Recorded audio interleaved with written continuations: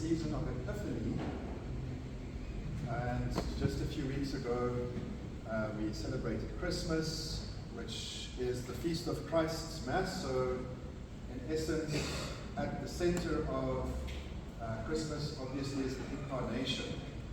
So basically what we are called to do during this season of Epiphany is to try to reflect on the miracle of the Incarnation. But really, if I say to you, or if somebody says, "Oh, I've had an epiphany," what does that mean? It means that you've had a revelation of some kind, isn't it? Or you've had a bright idea. So really, the season of Epiphany is it's about the Incarnation, but more specifically, it's about realizing, recognizing, and perceiving the Incarnation. Are you with me? That is to a large extent what the Magi were doing.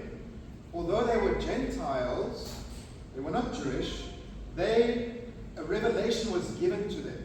And they recognized and realized in Jesus, the baby Jesus, that this is indeed the Savior of the world. Okay? So, in as much as we have celebrated Christmas already, we are still called during the season of Epiphany to reflect on the miracle of this Incarnation. And I'm phrasing it this way: we are called to try to adjust our focus, or to adjust our gaze. You know, when you're looking at I'm looking at the paschal candle at the back, although I can see you in my peripheral vision, unless I look directly at you, I'm not going to fully appreciate your features and physique, etc., right? So we have to sometimes adjust our gaze to see what is in front of us. Are you with me? And this is basically what we are called to do during the season of Epiphany. So in this vein, in light of this, I'm just going to explore some of the ways in which God or Jesus might reveal himself to us. Okay? And it might be worth noting that the word Epiphany, at its root, at its base, it means to shine. It carries a connotation of light, to shine light, but specifically to shine light upon something, in order that that something can be seen or beheld. Are you with me? It also has a connotation of disclosure, of bringing something out, right? So this is some of the root meaning of the word Epiphany. And there are, so if we just look at the Bible briefly, we'll try and do this briefly, and the different ways, some of the different ways in which God has revealed God's self to God's people, we actually saw, there are two ways, okay? I'm going to try and simplify things. There are basically two ways in which God can reveal God's self to God's people. Okay? There might be others, but I'm just focusing on these particular ways, okay? And the first, we actually saw an example of that first way in our gospel reading. So when Jesus is baptized, there is what is called a theophany. That's the fancy word. A theophany is a revelation of God, where God reveals God's self to God's people directly. And it wasn't so much a vision as it was an audible voice that came from the heavens, the clouds, which said, "This is my Son, my beloved, with whom I'm well pleased." So that is called a theophany. If you go and Google it, what are examples of theophany in the New Testament? That will come up, and the other one that will come up is the Transfiguration, where again on the mountain, that similar words are said.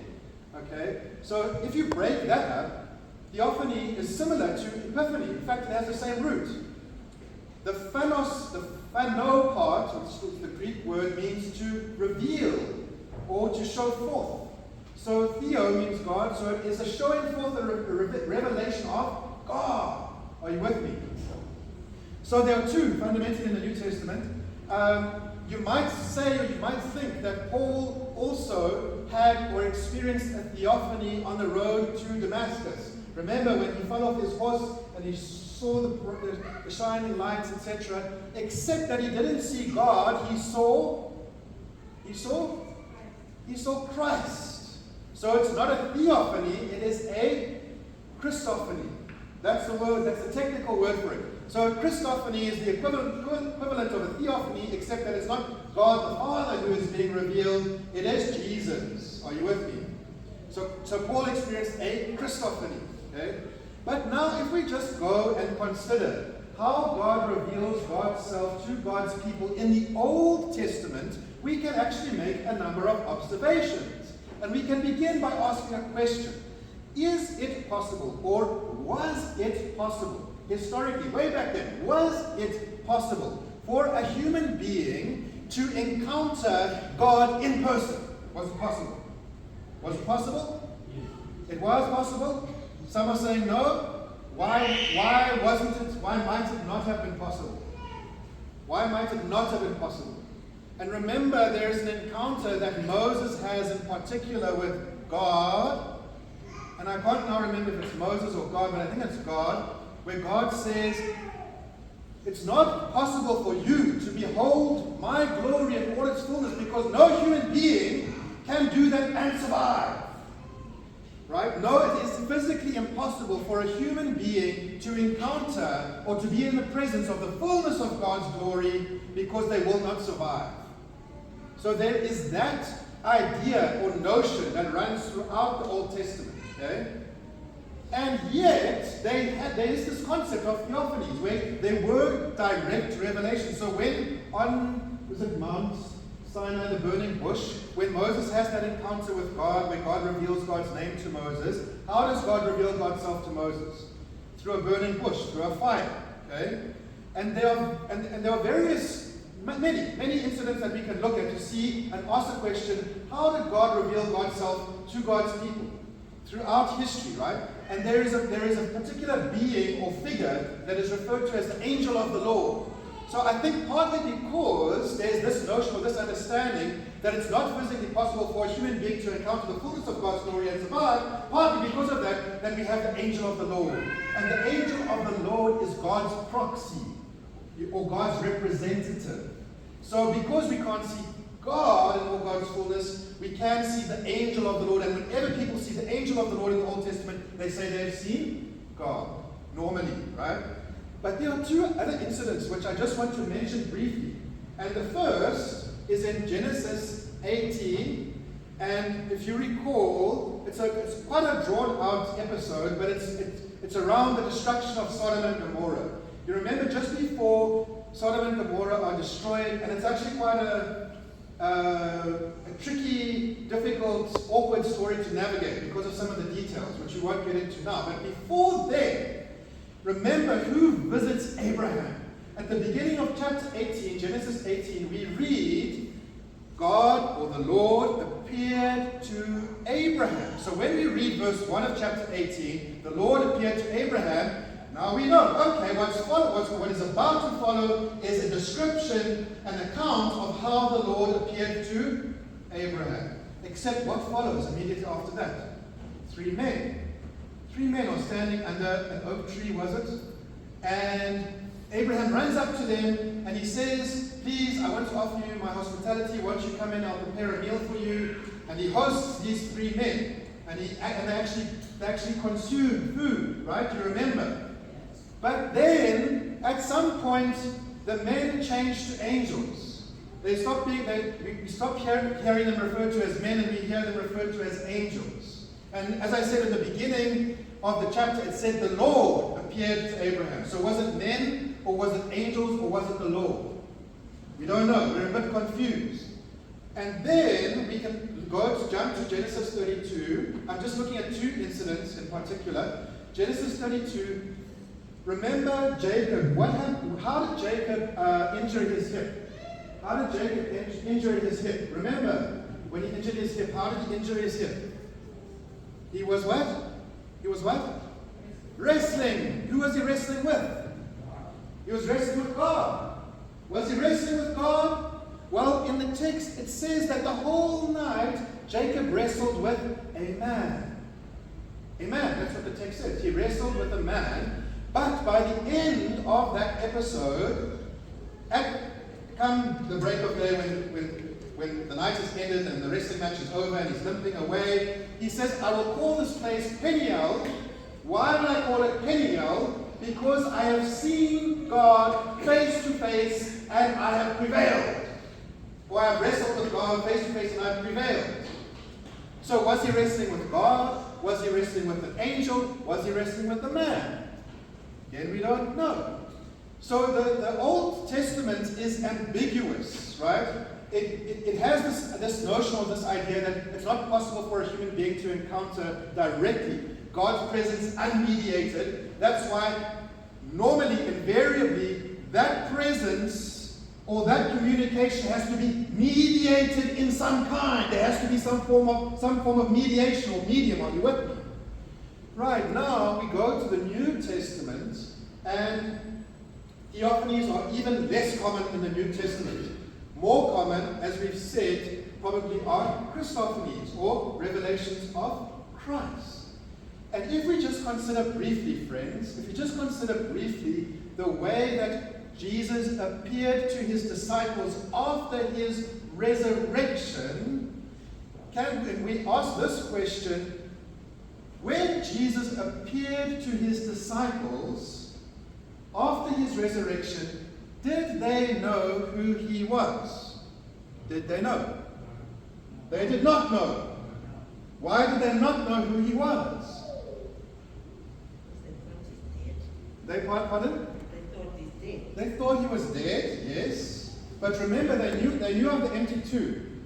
They knew of the empty tomb. Apparently, they knew of the empty tomb. So why on earth, when Jesus appeared, now look at this, friends. Jesus' ministry, we are told by the scholars, lasted probably from 30 to 33 AD, a period of 3 years. Every single day, I am with you every single day for 356 times 3. Every day. I'm eating with you. I'm sleeping in the same room with you. I'm walking on the road with you. I'm ministering with you. Now, if I bump into you at the Pick and Pay down the road, surely I'm going to recognize you. Isn't it? It would be strange if I didn't recognize you. So why on earth did his disciples, and it's a bit of an unfair answer, the way that we answer that question, because sometimes Jesus' disciples recognized him, and other times they didn't. So 2 examples. What's the first one you can think of? Mary, in John's Gospel, thinks that Jesus is the gardener. A gardener. Right? She can't see that this guy is Jesus, for whatever reason. Also in John's Gospel, when Jesus is standing on the beach, he's about to prepare breakfast. The disciples are unsure, right? They don't know who exactly this person is, this random stranger on the beach who's about to make them breakfast. They're not sure. In fact, the text says they dared not ask, who are you, Lord? For they knew it was Jesus. Now, why would that verse be in that passage if there wasn't some uncertainty as to who this person was? Are you with me? So then, the third incident that comes to my mind is the 2 disciples on the road to Emmaus. They're on the road to Emmaus, and how far with their journey from Jerusalem to Emmaus, I don't know how far that is, a day's journey maybe. The whole journey there, they thought this guy was a foreigner. That's the word that is used. That's the word that appears in Luke's Gospel. They thought that this guy was a foreigner. That's how strange he looked to them. And only in the breaking of the bread was it revealed to them, the 2 disciples, that in fact this person is Christ. And then he disappeared in a puff of smoke. So one of 3 things can be happening here. Either Jesus' appearance actually changes.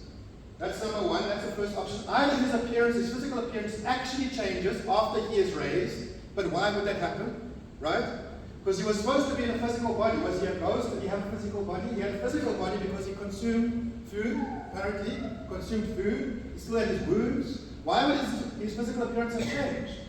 Right? That's the one option, that his physical appearance somehow actually changed. The second option which possibly is the most controversial of the three options, is that he was somehow able to appear through other people. And I don't quite know how that works, but I'm just imagining that that might be an option. And the third option is that for some or other reason, the eyes or the perception of the disciples was somehow obscured. For whatever reason, we don't know why, but for some reason their sight, their perception, their ability to recognize Jesus was somehow prohibited or obscured so that they were kept from recognizing Jesus. Now here's the thing, brothers and sisters. In this season of Epiphany, right, when we are called to do two things. We are called, as I said at the beginning, we are called to perceive, to look for Christ. Right? We are called to recognize Christ. Things are looking pretty hairy currently. If you just switch on the news, things are looking pretty hairy, politically, economically. We don't have to go into the details. It's conceivable that Christ might come again. It's conceivable. It's possible. We can even say it's possible that he might come again this year, 2025. Do we know? Do we know if he's going to come again? No. The short answer is we don't know. And I'm willing to bet that we might have to wait a little bit longer until he does come. So, in that period of waiting, guess what we are called to do? Guess what we are called to do? Friends, can you put up your hand and tell me when was the last time you looked up into the sky and saw the clouds parting and rays of light shining down and a train of angels coming down to earth with the Son of Man at its tail? When was the last time you saw that? Come on, you must have seen it recently. You must have seen it at some point. I've never seen anything like that. I've never seen anything like that, right? So remember the two ways that God can reveal God's self. The one is a theophany, which is supposed to be directly, unmediated, but the more common one is by way of mediation. In other words, God does not reveal God's self directly, but through other channels. And who are those other channels? Those other channels are you and me. So we are called to do one thing. Look, I'm not trying to get all philosophical now as I draw to a close. I'm not trying to get all philosophical. You have gifts, okay? Everyone has particular gifts, and each and every one of us has a particular purpose. Each and every one of us has a particular purpose. But guess what, friends? Guess what? Without exception, you are called to this earth to reveal God in a unique way. Now, if you are not doing that, if you are not taking this opportunity, which we call life, which we call earthly life, to reveal God to those people around you, then I'm afraid you are wasting your time. And only you can reveal God in the way that God has called you to reveal Him. No one else can. I could say, God is like this. So we've ticked one box. Great, done my job. Now you have to say, God is like that. And if you don't, you're going to, I don't want to sound negative, but you're going to fail us all. Because we need to know. We need to know the message. We need to know the revelation that God is giving through you. Tell us who God is. Show us who God is. May you be blessed, friends. Amen.